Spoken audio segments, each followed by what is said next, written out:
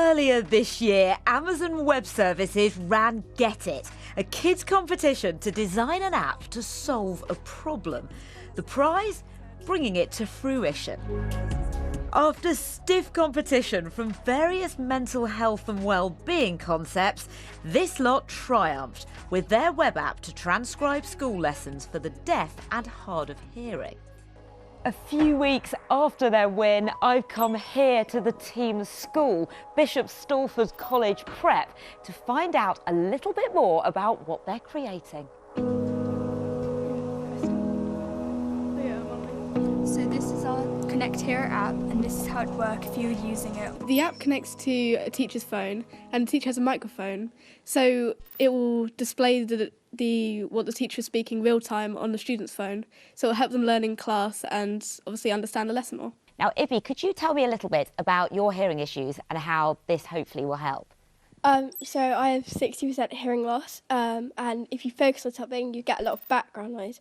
So with this app, obviously because it connects to your phone, you won't have to worry about background noise, hopefully, and just be able to focus on the person speaking. How much of an issue do you find listening in the classroom?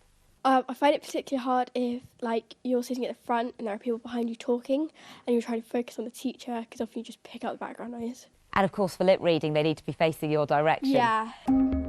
There's also the issue of kids regularly needing hearing aids remoulded as they grow. So how did they get started with creating the app? We looked through the things that we had noted down. We thought to ourselves how we could actually put it together so it would be something that works and not a gimmick. So after we found our target audience and everything, we sent the information over to Amazon, who judged it, and then the competition started. The competition started and you won. How did it feel when you won? It felt amazing, no one could believe it. Yeah. I wasn't there on the day, but I have heard that you all gave a very, very good presentation on stage. How was it to get up in front of a big, huge, grown-up audience? I felt like Steve Jobs. You felt like Steve Jobs? Brilliant. Yeah, it was very fun. You were launching your equivalent of the iPhone. Yes. When ready, the app will be open sourced, so it'll be available to other schools. But the process so far, much like creating any tech, has come with its challenges. It's just a bit disappointing that it's not coming out perfect first time. It's an unrealistic standard, but it's just a bit disappointing to know that there's a lot more work to be done on it.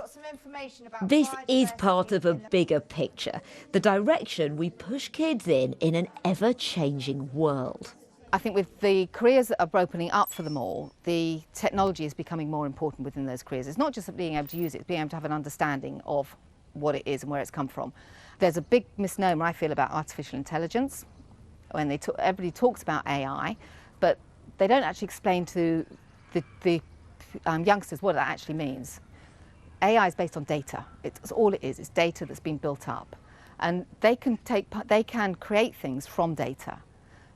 That is a skill set which they use in any walk of life going forward. Do any of you want jobs in technology in the future? Yeah. I'd love a job in technology, because being an artist, it's just creating art. But being an app designer, that's creating art and then having it being functional and usable, and it's helping so many people. It's just two levels to it. And how about you? I definitely want to try and put technology into surgery and certain things like that, like robotics, because I find it extremely interesting how they manage to do certain things with technology and make it do amazing things. Brilliant. And Lara's new